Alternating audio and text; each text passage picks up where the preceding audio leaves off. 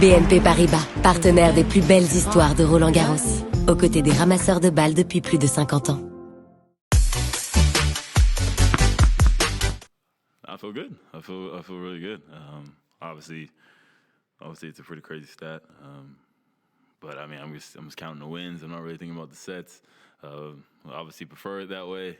It's a bit easier getting off the court pretty quick, but for a 3 out of 5 cents. But yeah, I mean, ultimately, just happy just to be able to keep advancing.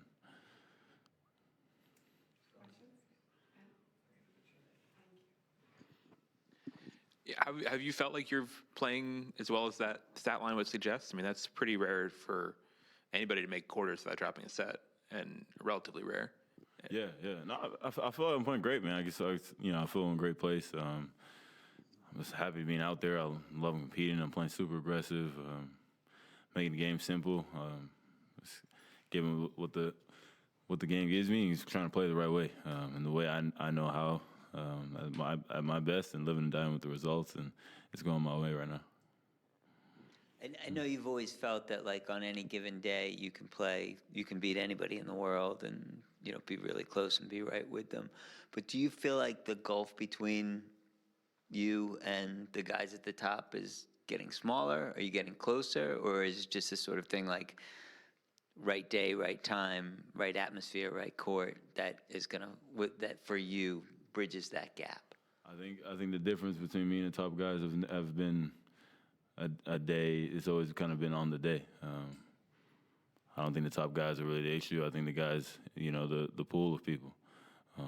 If you look at the guys in front of me, I mean, I'm way much more comfortable playing the guys around me and ahead of me than the other guys. I'm much more reliable, and week to week, I don't lose to those guys week to week. I lose to everybody else. So that's not really my concern. Playing the best guys in the world. I don't fear them. I don't really feel like their level is so much better than mine.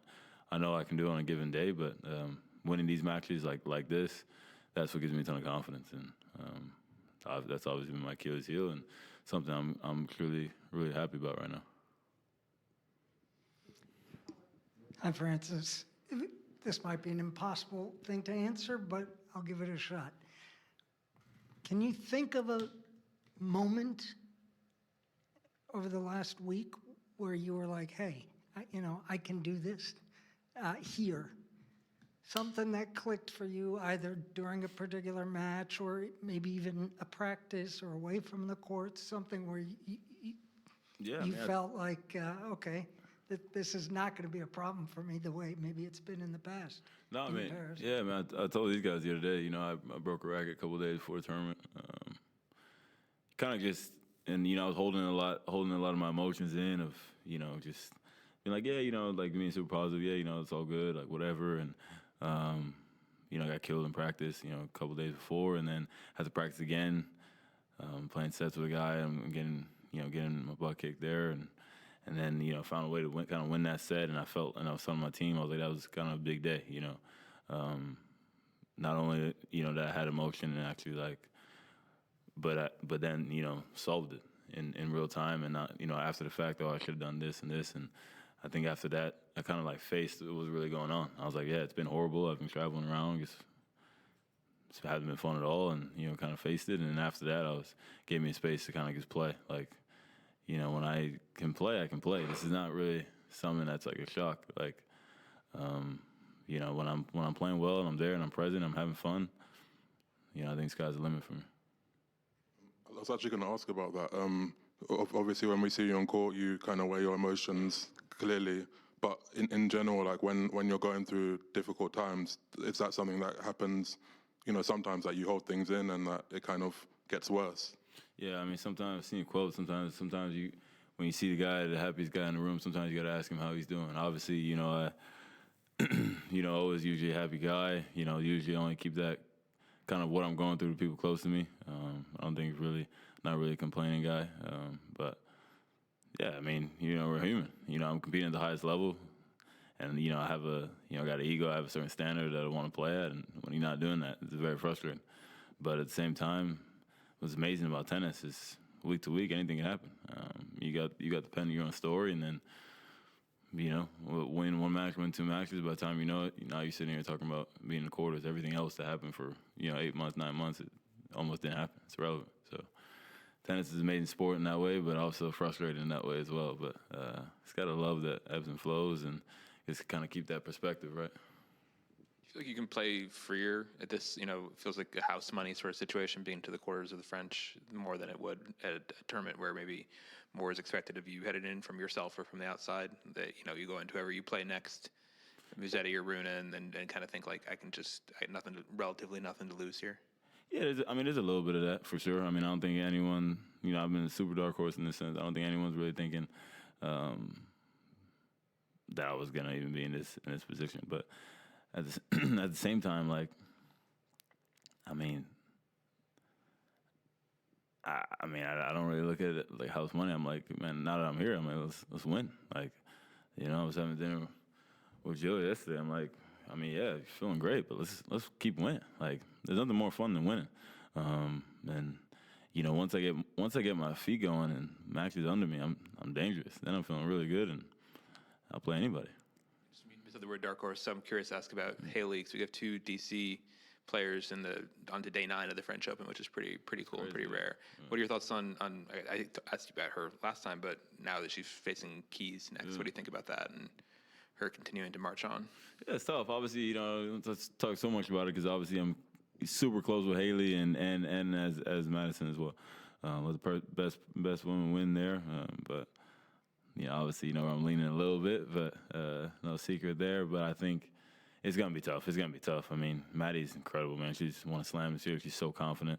You've seen, you know, her roping a backhand winner down match point shows how much confidence she got right now. So they're playing on Langland. It's gonna be incredible. Hopefully, she rises to the occasion. She's never played on a court that big.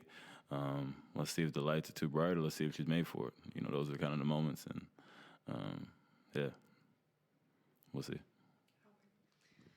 If you could point to one thing in your game, how you've played this week, that pleases you the most, what would you say that is? Just how fast I'm playing.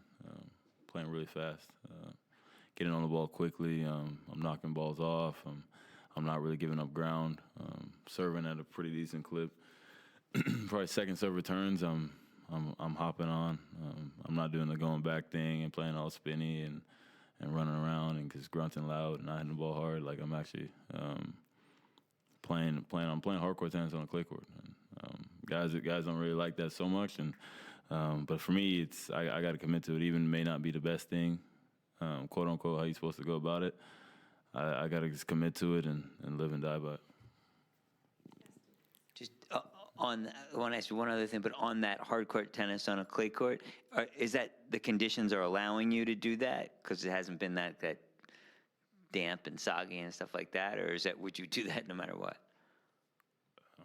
I mean, it could be freezing. I'm still gonna do it. Yeah. Okay. I mean, it's just my success rate just goes higher. The faster I play, the better I move my feet. If I'm closer to the baseline, I'm just really dangerous. I can see the court better. You know, my shots are going deeper and getting on the guys quicker. So take less time from your opponent, you be in winning positions. And if I can get myself in the front court and being able to, you know, suffocate guys that way, I'll probably be in a winning position. And is it the last 90 minutes, 2 hours or so? If you look at your phone, is it blowing up? You're getting lots of messages. Like, you get the feeling this is resonating. Yeah, I mean, it's the same. Your people. It's the same. It's the same. How the thing is, it's not like my first time going deep in a major. Like, you know how it is. You know, you win matches and everyone's texting you and it's super excited and you know, it is what it is. But and I'm glad. You know, the people that are around me understand. You know, they're super happy. But again, I'm where my feet are. Quarterfinals is not. You know, end all be all. You know, just keep going.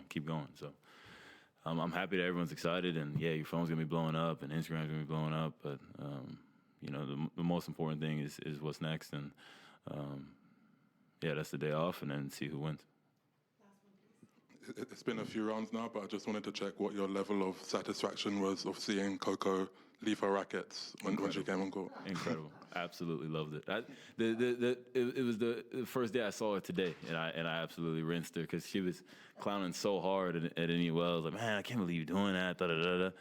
And she was full out shaking her whole bag. Like, it was like an empty cookie jar, like on Chakray. I'm like, what are you doing? Like, you know, and the only person there was her New Balance dude, and she looking at him like, and he's like, you got New Balance on, so what's up? So it was incredible, man. I'm gonna keep ripping her for a long time. I've never seen, you know, someone two in the world have 0 things in her bag. That was incredible. So yeah, I'm glad.